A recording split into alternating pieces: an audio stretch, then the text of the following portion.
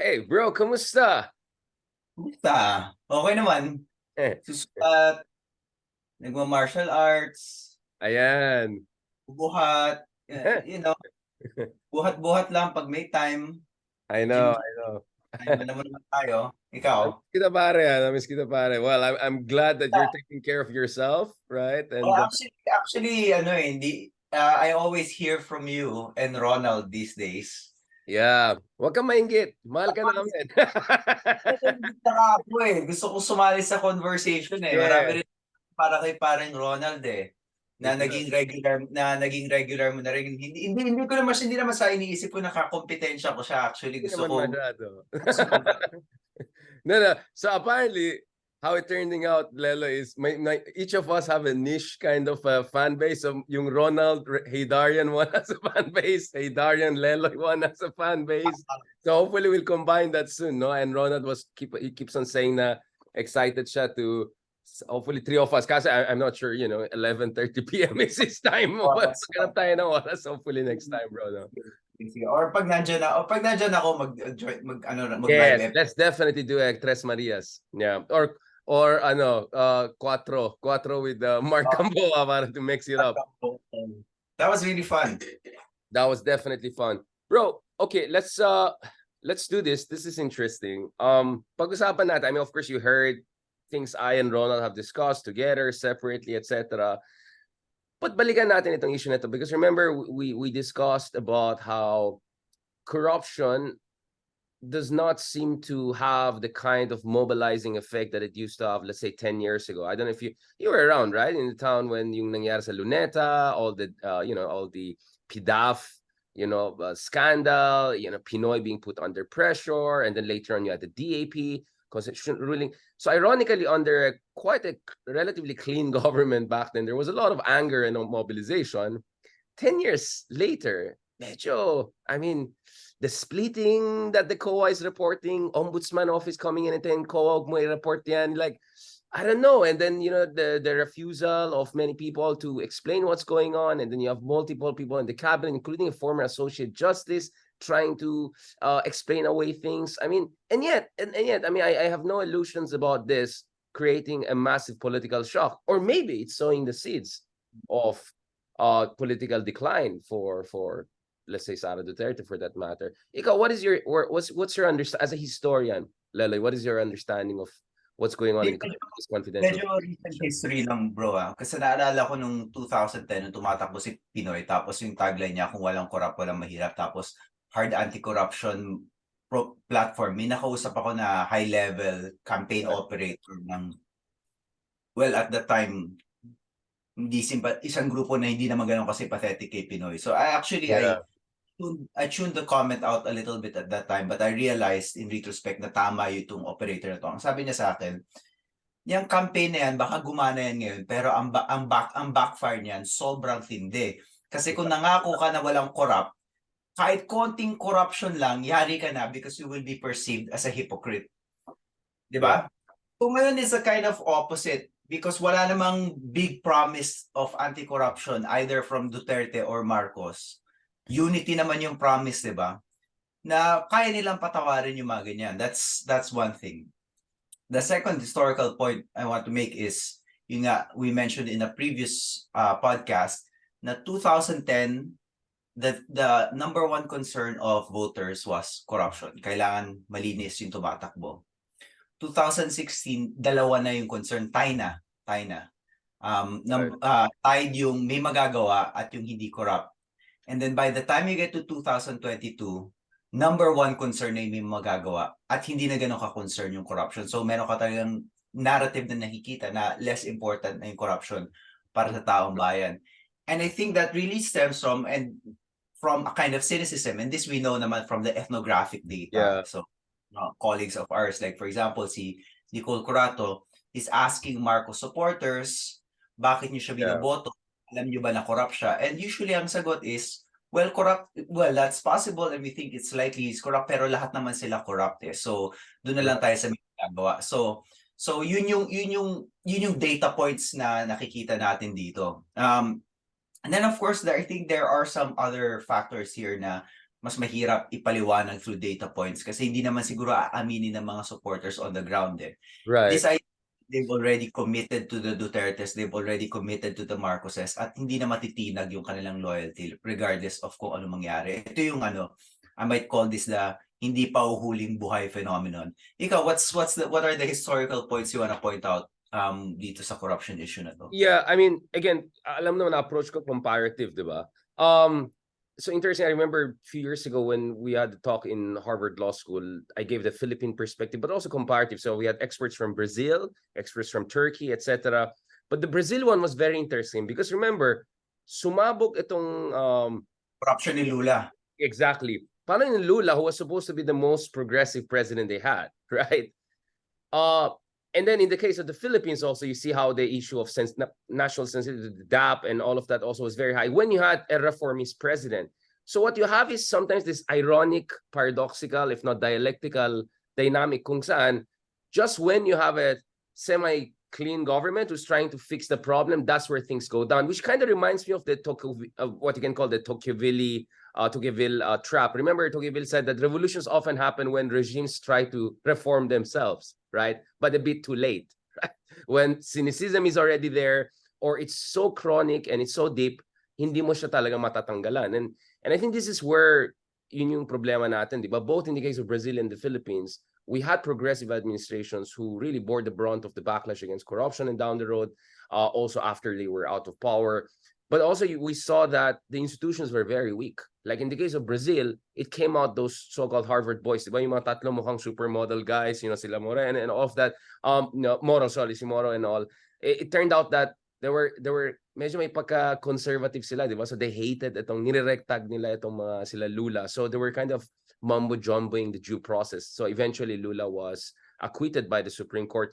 So there was definitely bias there. So even their superstar prosecutors turned out later on to be inherently biased, ideologically biased. And then that, of course, created its own problem and Bolsonaro and all of that. In the case of the Philippines naman, bro, kamusta naman yung anti-corruption ni Pinoy? God bless his soul. I think he sent the right signal. But ilan bang nakulong na super corrupt, right? And when the crisis was hitting closer to home, right? What was the response of the government, right? So, yun nga, so for me, that episode turned out as, remember that Emerson quote na, if you strike a king, make sure you kill him, otherwise you're done, something like that. So corruption is like a horrible tyrant, right? If you strike it and you don't kill it, it's gonna come back for you. Was that a Game of the Thrones quote? No, it's Emerson. It's equivalent sa Game of Thrones yung if you aim for the king, best not miss. Yeah, something like that. So it's actually from Emerson that I think ginamit din sa Game of Thrones. So may pagka ganun ang tingin ko sa issue ng corruption. If you're gonna swing at it, you have to really do something substantial. If you miss, patay ka, it's gonna come back to haunt you, which is exactly what you were arguing. So I think we're very much on the same page. At the same time, bro, meron tayong survey na lumabas, for instance, in July 28, because I think Pulse Asia is a reference point, whereby it says 84% of those asked in a survey believe, quote, the power of national agencies, laws, and mechanisms to fight corruption must be strengthened. So it looks like, in principle, people in the Philippines are still against corruption. But I don't think it's just as resonant as before. Yeah, that's an innocuous statement for me. Syempre, di ba? Kahit gano'ng kalinis yung bansa mo, you always believe that these agencies should be strengthened. Ano sasabihin mo? Hindi. That these agencies should be weakened so that there's more corruption. I mean, that data point for me says that doesn't really say anything. Although mas interesting sa akin yung yung 84. So mas interesting sa akin yung labi, yung hindi nagsasabi na hindi dapat nilisin yung mga agency. Pero gusto nila gawing mas madumi yung agency. So I don't really want to factor that in too much sa conversation natin. Ikaw, do you think it's important? I'm actually conflicted on this. Yun nga, like, ito ba yung 16%? Parang ano to? Half. Yeah, you're right. Cynicism is a powerful force. Yun nga, kasi we took a swing at it and we missed it. We missed it big time. And I think there's a lot of skepticism among people. And I think you also, if you talk to a lot of people, ethnographic studies or just anecdotal evidence, many people have just like accepted na this is just part of the game, right? Pero alam mo, bro, I actually also don't think na alam natin yung extent of corruption in the Philippines. Hindi natin pinaniniwalaan na every time there's evidence to the contrary na maybe we're not as corrupt as we think, we kind of shun it. So for example, I remember there was this episode of one podcast, I think it was called, yung one podcast na pinapakinggan ko, and merong episode on yung reporting ng Economist wherein sinasabi nila na bumababa tayo sa crony capitalism index. And they brought on an economist there and he said, of course not, impossible, we're so corrupt. And then wala siyang evidence. And then the person who was interviewing, he was like, oo nga, it's impossible. So like, why do you think it's impossible na bumababa yung corruption natin? Or na bumababa tayo sa crony capitalism index? Is it just because you're so used to being told that the Philippines is corrupt that you cannot imagine a world when we're less crony capitalistic? Like, I don't know the methodology of economists anyway. So they said, the methodology of economists must be wrong. Maybe hindi sila nakikita. Hindi niyo naman alam yung methodology eh. So at most, you shouldn't comment. Pero no, they were so convinced na mali. Di ba? Parang, so at the same time, like, there really are no indicators for corruption, di ba? The biggest indicator we have to compare Philippine corruption is perception, di ba? Perception. So Filipinos perceive that we're very corrupt. Okay, that's true. Is that an indicator of how corrupt we are really comparatively? No, I don't think so. And I think obviously mataas yung perception ng corruption natin sa Pilipinas because ever since the 1920s, we've been told by Americans that we are exceptionally corrupt. Remember, this is like historically, ito yung reason why the United States delayed our independence. So in 1920, the United States sent a Woodforbes Commission to the Philippines. It was essentially a hatchet job by the Republican administration to delay independence. And they said one of the reasons why we should delay independence is because the Philippines is massively corrupt. And then what happened? That report got picked up by Peter Stanley. Then that Peter Stanley's book got picked up by Paul Hutchcroft and Alfred McCoy, and they repeated those observations over and over and over and over again. And we got told that we were exceptionally corrupt because of that discourse. But are we exceptionally corrupt? I mean, I'm not entirely, I'm sure we're corrupt, but I'm not entirely sure we are exceptionally corrupt the way this literature has portrayed it, right? There's no way to tell. It's all perception. I mean, I remember in discussion natin on the Philippine National Bank and you very aggressively pushing back against, the demonization of the Filipino management of that, the whole Orientalist, right, trope. Nevertheless, I mean, for me, it's not just corruption, it's a type of corruption. So we have a lot of corruption in China, a lot of corruption in Malaysia, and yet it's more like what you call efficient corruption, right? It's it's a corruption that greases the wheels of industrialization, of state building, of urbanization. Diba kitang-kita natin sa China, diba? A lot of their growth is driven by local government units who do a lot of dodgy land, sales deals with companies and multinational. So a lot of corruption is going on, but a lot of growth is happening. A lot of poverty reduction is happening. So I think my concern with the Philippines is more like sub-Saharan African style in corruption sa atin. So in terms of volume, maybe it might not be as large as other countries as a share of GDP, right?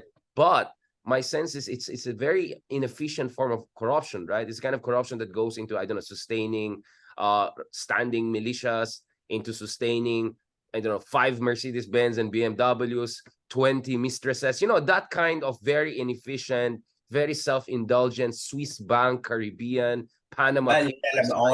Ilalabas mo pa sa bansa. Exactly. So that's my sense. My sense is I completely agree with you na wag na tayo mag-feeling na number one tayo sa lahat, including sa corruption. Because, if you've been to Russia, you've been to some Middle Eastern country or China, forget about it. Medyo mahirap yung competition na yan.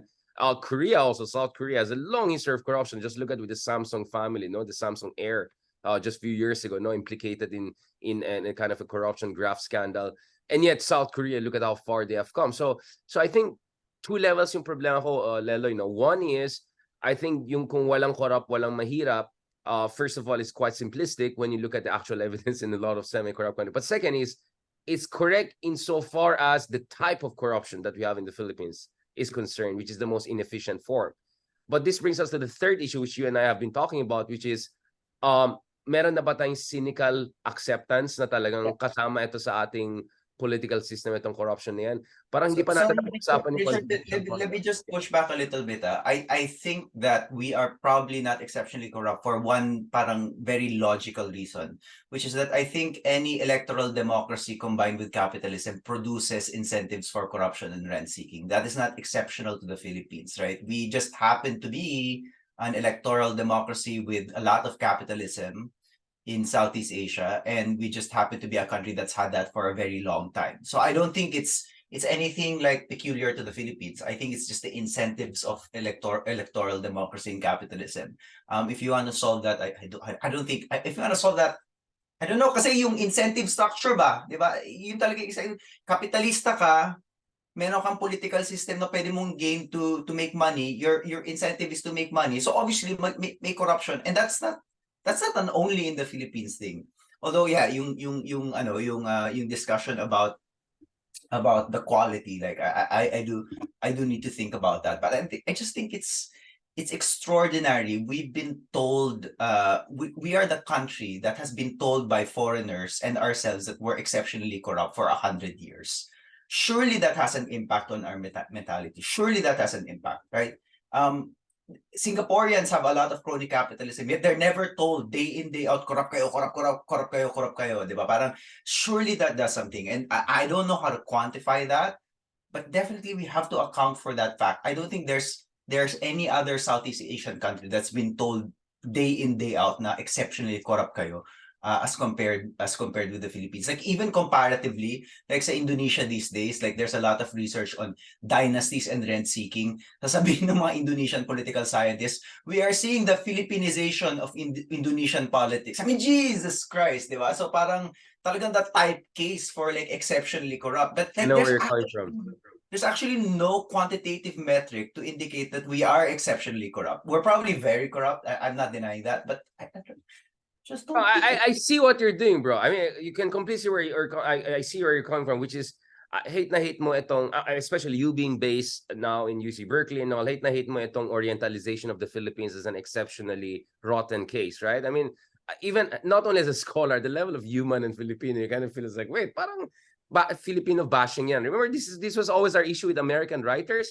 Every time they discuss Asia, yung Philippine chapter is always the worst one. Remember the Kaplan book we discussed? I was disgusted by that book, right? So much that I said, like, I have to write in a couple of books to push back against it. Like they look down at our food, our culture. They talk about Philippines as if it's a broken, corrupt country, that hopeless case. I hate that. I hate that. So I see where you're coming from. Analytically, I see how we're trying to nuance each other. So none of us are saying hindi corrupt ang Pilipinas. Both of us are saying it's highly corrupt.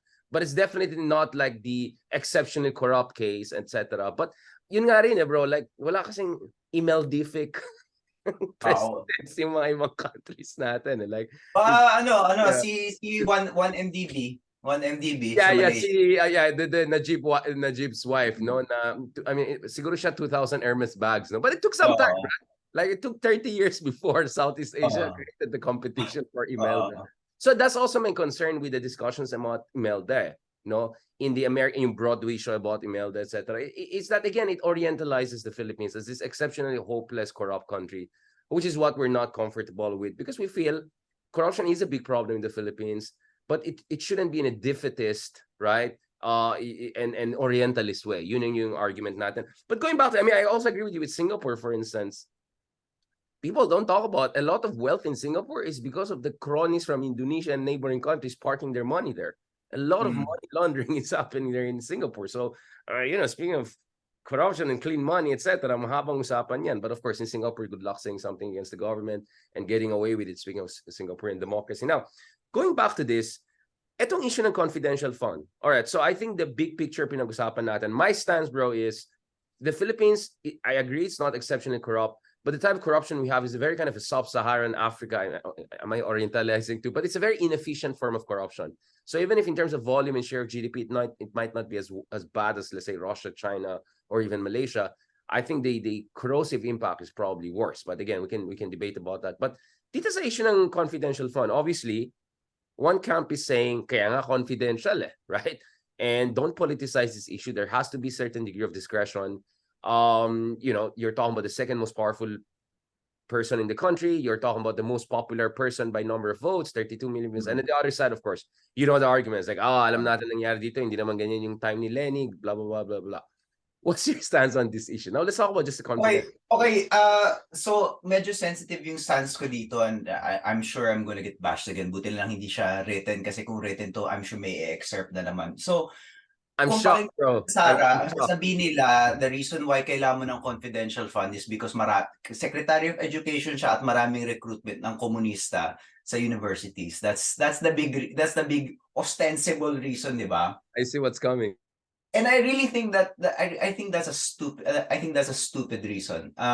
That's a red. By the way, I want to stop using the word red tagging, because red tagging is only in the Philippines phenomenon, and it's actually used for sometimes for me for used really imprecisely. The real word is red baiting.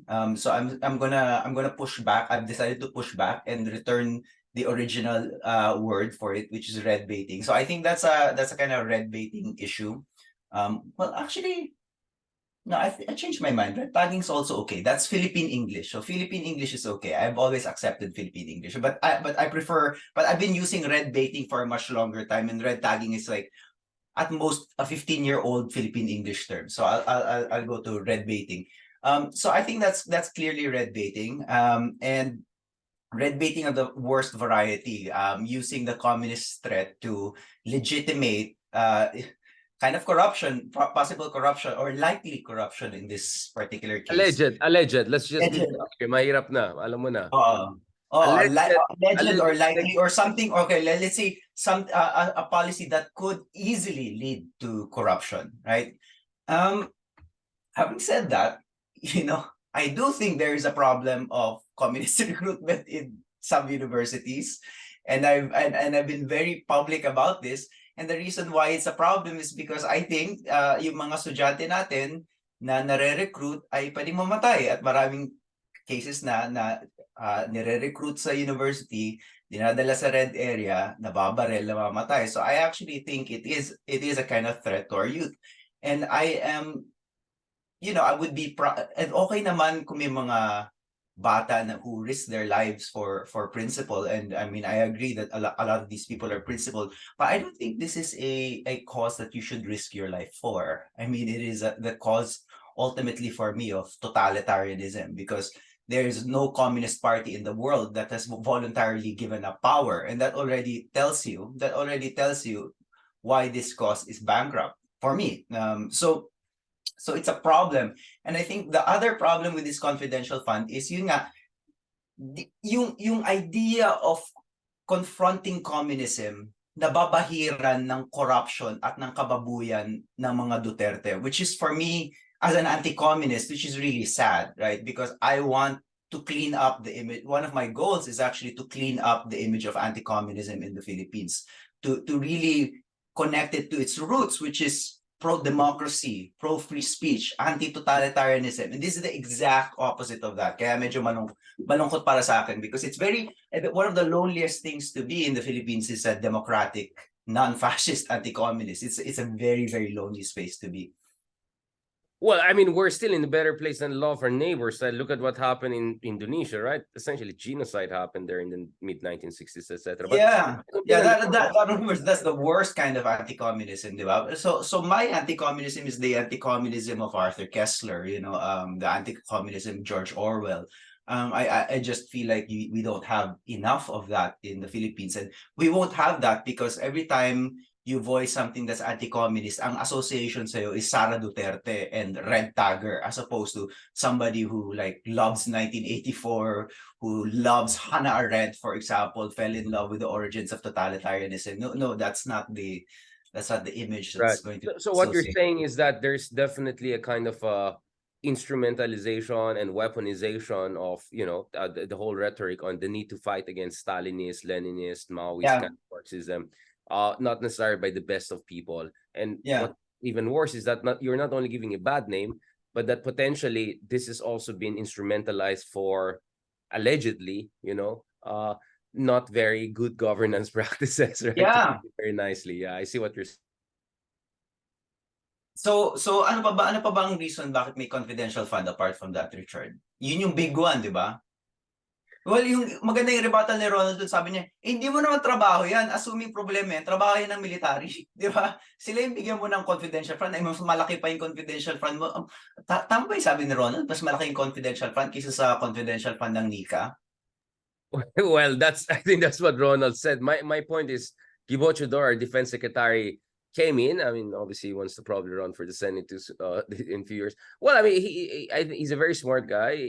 I think he's doing a fantastic job as a defense minister, etc. But he says something along the lines of, well, this insurgency manipulation of the kids is a legitimate security issue. So yeah, DepEd maybe should have some sort of fund to deal with. Of course, what I think he didn't properly answer is why this large, no? Of course, the SAR argument will be because we're dealing with millions of pupils here. Therefore, And the why, scale of and why does it have to be confidential? Pwede namang ano yan, pwede naman lantaran yan, pwede naman magkaroon ng discussions on campus about what communism is, Pwede naman yun, Well, I mean, probably they're saying some aspect of the anti-communism is really sensitive operations, real-time intelligence, kind of charva. So we cannot have, open itemization of all of that. I mean, for me, the problem also there was yung ginawa nilang splitting. So like there's already an item given. I mean, like there's a budget item given to you, and then split yan into many mini stuff, right? And that's raising questions like, what's going on here?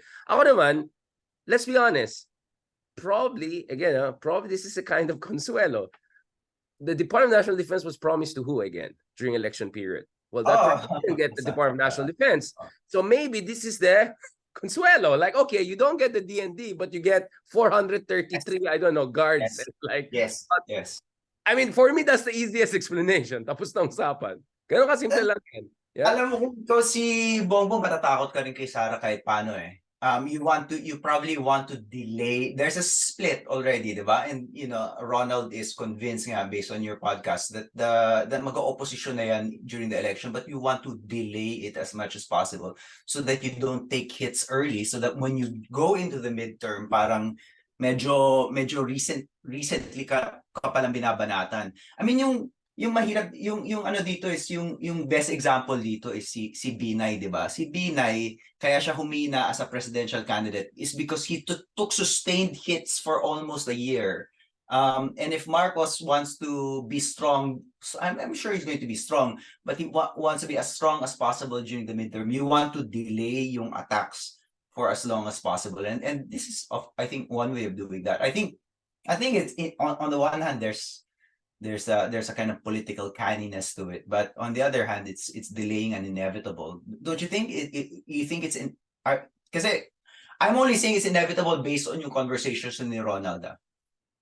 Well, I mean, for me, there are multiple time horizons, no, and there are multiple routes that, I mean, there's nothing set in stone. There a lot of contingency still involved. You know how I approach things. That's why I can predict a lot of things because I'm open to contingency, right? And I look at a lot of factors. Then, I mean, if you've read Super Forecasters, it's a fantastic book that talks about how you don't have to be a specialist in order to properly predict future trends, and that sometimes specialists actually tend to be worse in prediction because they're too obsessed with these variables. They miss the big.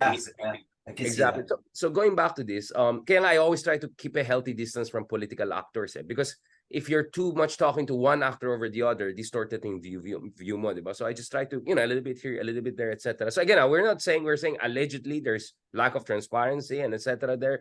But for me, my understanding is that there's also a political coalition building aspect to this confidential fund, considering na hindi napunta yung DND dun sa tao na pinangakuan. At, I'm not justifying, I'm just explaining what's happening here. Now, on your question, Leloy, on the coalition and all of that, I mean, the reality is there is a mutually assured destruction situation between the two of them, right?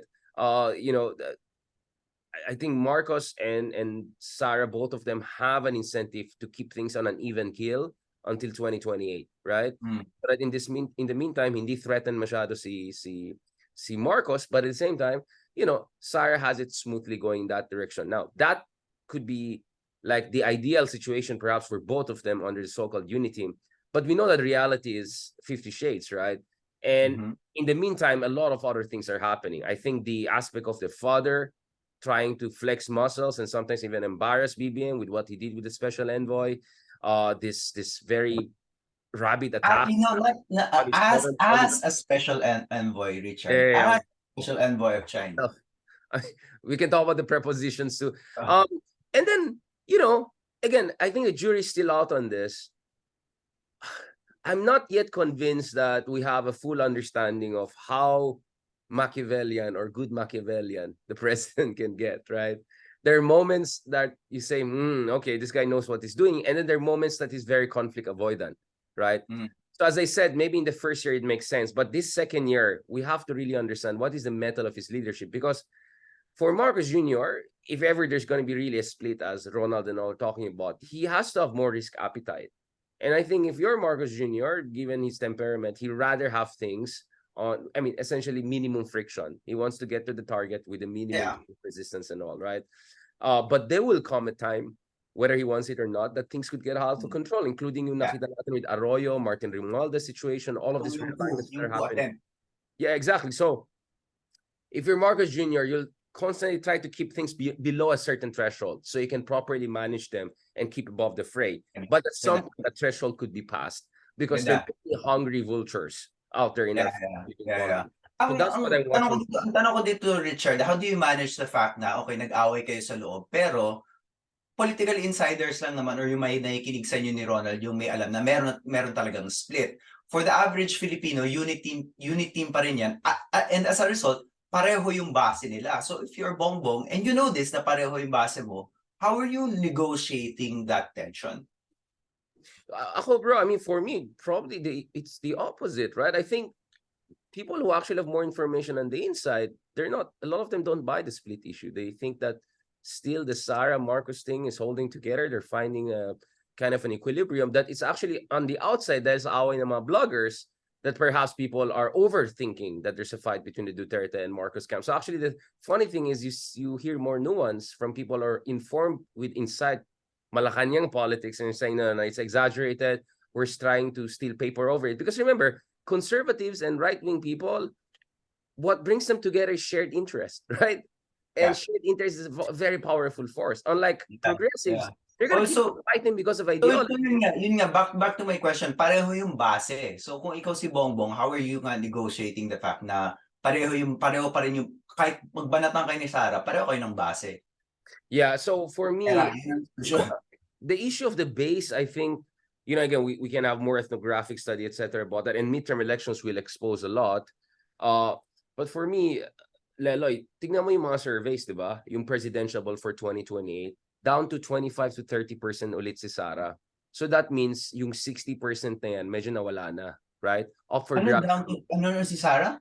Remember yung surveys about 2028 who are the presidential ball. Tingnan mo yung numbers ni Sara. 25%, 27%, 30%, right? It's not 60%. So actually, it's not a solid 60% unit team to begin with. I think this was really a tactical alliance and a kind of a multiplier effect kind of thing. Tulfo is eating to that remaining 20-30%. Wow.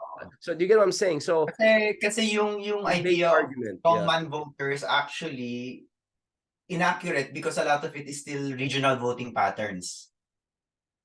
Vismin pa. Yeah, I get what you're saying. It's solid south, solid north, etc. But which brings me to this point, variables sa idea ng base. Exactly. There's a lot of elasticity there that I think is not appreciated. There's elasticity there. Now, and I think this is where I want to end this episode because it became longer than I thought because of our back and forth on the issue of corruption. So, may mga kasi nagko-comment Leloy dyan na, what do you mean by we're not exceptionally corrupt but we're highly corrupt? Ano yun, parang half buntis ka or something like that. May mga comments saying, no. What we're saying is that it's not like the Philippines is not top 5 in the world forever. Maybe we're top 30 most corrupt. I don't know, 40 corrupt. But don't think that the Philippines is automatically more corrupt than practically 99% of the countries there, right? Ito lang talaga yung sasabihin ko sa'yo. Ulit sa viewers natin, if for more than 100 years, sinasabihan ng lahat ng tao na ikaw ay sobrang corrupt, don't you think that's going to distort don't you think may epekto yon? May konting distortionary effect yon? Ano yung extent ng distortion? We can debate that. Pero siguro naman meron, di ba? Meron namang distortion na nangyayari. Yun lang. Yeah, I mean, we are probably 7, 8 out of 10, but we think we're 20 out of 10. Something like that. I think that's what we're saying to quantify it. No, but the last thing I want to say, Lalo, here is, remember we were discussing about Risa and all of that. And so over the weekend in Taiwan, we were guests of the Democratic Progressive Party. So Risa was also one of the guests in the event. Christian Esguerra asking a very interesting question, the very questions that we have been exploring 6 months, 1 year earlier, right off the bat, which is, saan nakakulang ang opposition? Saan nakakulang ang progressive? And as you heard in my discussion with Ronald, it looks like some in the opposition don't want to run as a slate anymore. They want to do, multi-front, a little bit with Pacquiao, I don't know, a little bit with Tulfo, I don't know, maybe a little bit behind the scenes with Martin Romualdez or Marcos. That is also an important dynamic, diba? Because for me, the fact that opposition has been weak is one reason why Marcos Jr. can be more moderate. I mean, it's very paradoxical, only in the Philippines probably. Yes. Because he's not threatened by the opposition, he can take a healthy distance from the Dutertes. Because if he's Yes. threatened by the opposition, he has to lean on the Dutertes. It's a weird situation. I don't like saying it, but that's exactly how it's turning out. So if some people in the opposition perhaps also sense that, and they're saying, maybe if you want Marcos to move in the right direction, you have to further, quote unquote, engage with him, and that you have to accelerate this process of realignment. Obviously, that has a lot of risks and moral questions and moral dilemmas that is raising for a whole host of people. So I ask also Riza, what do you feel about this situation kung saan, when it comes to foreign policy, BBM, is closer to an Aquino, right, than Duterte by far. And on issues like drug war, etc., he's definitely not progressive. There's still problems with human rights and democracy issues. May lawyer lang na namatay sa Abra, so we clearly have some EJK issues, problems in the country, to put it mildly, if you can ever. But still, BBM has turned out not as a dictator that everyone expected. If anything, the criticism I hear, including from Nancy Binay types, is that masyado siyang mabait, which is like, what's going on here? So ano ba talaga gusto niyo? Ayaw ba dictator? Gusto niyo mabait? Now, of course, I know what they mean. That's mean be more decisive in dealing with corruption and all. I get it. But still, di ba? Meron tayong itong rhetoric na we need a matapang leader. And then, baka maging diktador. Like, make up your minds, folks. Like, what are we... You get what I'm saying, right? So tama talaga si Tiglao, Benigno Aquino III 2.0. Yung bang lumalabas. In that sense. But you're absolutely right. You're spot on Riza also, no? I mean, Riza had so much to offer 10, 15 years ago when I had more chance to interact with them back in the day.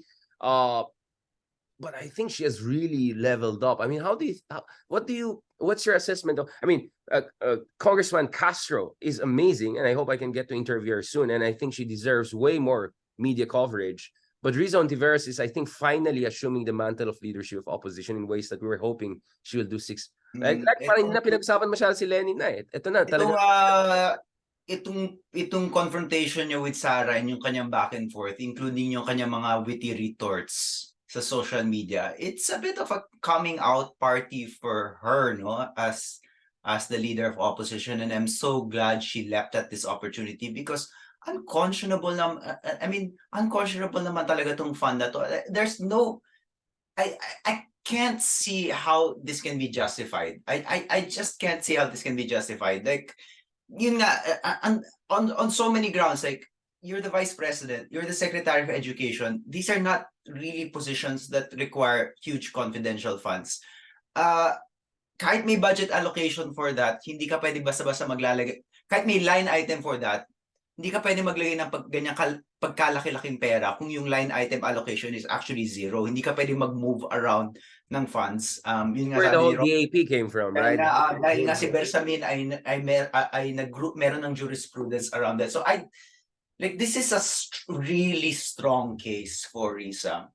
Yung tanong lang, so in a sense, because the opposition really dislikes the Dutertes, talagang pwede mag-unite yung opposition around Riza. And yung maganda dito, I think, ako lang pero ang lumalabas sa sentiment ngayon is probably the opposition hates the Dutertes more than the Marcoses. So it's very good to go after Sara, who's really acting like a brat, right? And may common discourse before, di ba, na itong dalawa, yung the younger Duterte and the younger Marcos are both spoiled children of caudillos, right? It seems like the Duterte child is acting more like the spoiled kid of a caudillo than the Marcos child. Like, there's a big difference between new rich and old new rich. let's put it that way. I think The old New Rich versus new Rich. All right. Yeah, I think we agree. And on that note, I think we can wrap up the episode. Yeah, I think this, if one thing great came out of this whole confidential fund discussion, if I can even put it that way, is I think now my clarity na tayo, who is the really leader of opposition. And honestly, I can more confident talk about 2028. I mean, I can already envision, I'm not saying it's going to happen, but a Riza Sire showdown, maybe with Tulfo as the third party, you know, hindi yung third party ni Robin Hood Padilla. Third party. I don't know. Now it looks more, you know, legitimate possibility to me. I'm not saying it's going to happen, but it's easier for me to envision it as a possibility in 2028. I like it. I know. I like it. That's it. Thank you very much, bro. Salamat. So,